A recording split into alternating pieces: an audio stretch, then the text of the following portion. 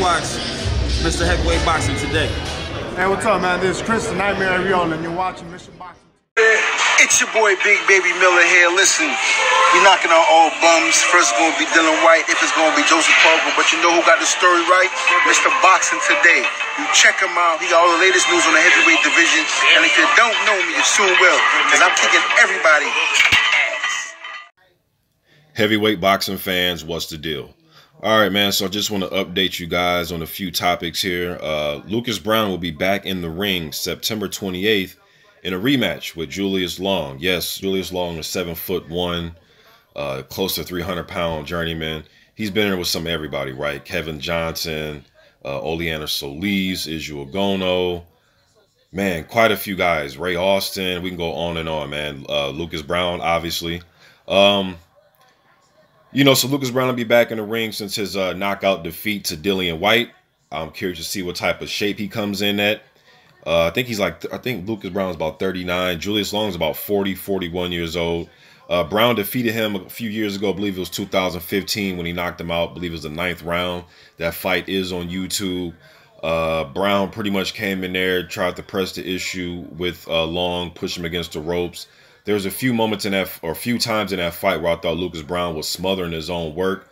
But for the most part, he just pushed Long backwards, got him against the ropes, trying to land combinations, work the body. Both guys were kind of tiring down the stretch in that fight. I know in the 8th round, Browne dropped him, and then he finished him off in the 9th. I believe it was a left hook. As Long was bound, he pushed him into the ropes, and he bounced off the ropes and literally ran right into a left hand and dropped him. All right, but Browne didn't go unscathed in that fight.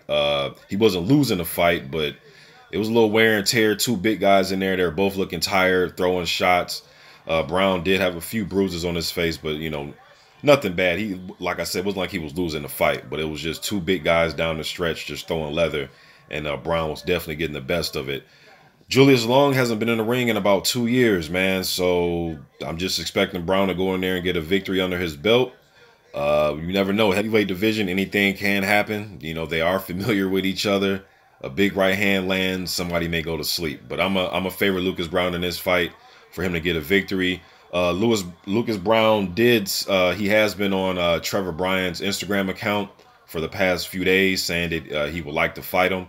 So we'll see what happens, man. Got to see what happens on September 28th with Lucas Browne. I would rather see Trevor Bryan fight the winner out of Freza Kendo and Manuel Char. That'd be my first choice. But Lucas Browne back in the ring September 28th. Okay, then on Saturday, Robert Helenius got back into the win column. He actually had a rematch with Yuri, and I do not know how to pronounce this guy's last name, so I'm not even going to try.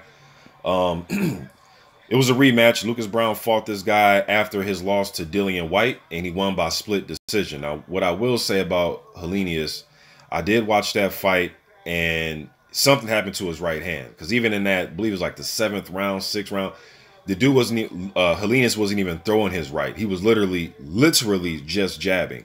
And there was even an instance where he was going to throw the right, and then he was kind of hesitant halfway through it, then he pulled back. So something obviously was wrong with that right hand. He ended up escaping that fight with a decision. It was close based on just how the fight went down. That fight's on YouTube, their first fight. Helenius was just against the ropes. He was trying to jab his way around the ring, and then eventually he was going to tire out. He got against the ropes. He was even bleeding from the nose in that fight. Yuri did have success when he had Helenius against the ropes. I thought he was also, smothering his own work at certain points, but he was trying to stay close, work the body, throw overhands, and he was having some mild success in that fight. I can't lie, you know what I mean? This rematch, though, that Helenius won, I haven't seen any footage. I've been looking for it, so this is more just an update that he did win. Another thing I noticed about Helenius is he came in at 200. I believe he was 235. I believe he was 235 pounds for this fight, maybe 236. But either way, it's the lowest he's been in 8 years. Yes, 8 whole years. It's the lowest he's been. For the doable fight, he was 254. And for the Dillian White fight, I think he was 247 or maybe 248. And then when he fought this Yuri guy the first time, he was about 247, 248. So, he comes in at 235, 236 for this one.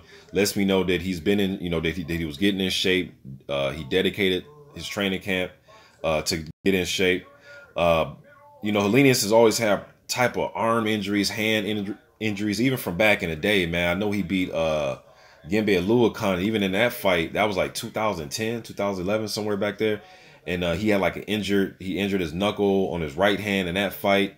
Believe the Chisora fight, didn't he injure his arm, like his right arm? So he's always had problems with like his right hand, his right arm, you know. And his right hand is his biggest weapon. He likes to set you up with the, you know, use the jab and set you up for big right hands. If he can't land that, man, he's going to be in trouble. You know what I mean? So he does get back in the win column. And I like the fact that he took the rematch with this guy, that he didn't just move on, that he wanted to prove to himself like, hey, man, I shouldn't be having split decision victories against guys on this level. You know what I mean? I should be getting these guys out of there. He did knock the dude out, but he, on the scorecards at least, it was a much more comfortable victory. I believe it was one judge had it 60-55, another judge had it 59-55, and I think one judge had it closer, maybe 59-57, somewhere around there. But anyways, I mean, he gets a decision victory. Didn't get the knockout. It was only a 6-rounder. Their first fight was an 8-rounder, but Helenius gets back back in the win column, so it has to be a plus. You know what I mean? Although he won the last one, but split decision. So 2 victories over the same guy after the Dillian White fight. Where does he go next? I would like to see him fight Otto Wallen. I think that'd be a good fight. Like I said before, a few other videos, like a little Nordic heavyweight clash. I'd like to see him fight Otto Wallen, man. You guys let me know what you think in the comment section. What do you think about Lucas Browne ring return against Julius Long in a rematch? And what do you think about Robert Helenius winning a rematch against Yuri? I'm not even going to try to pronounce his last name. But you guys let me know what you think in the comment section. I'm gone.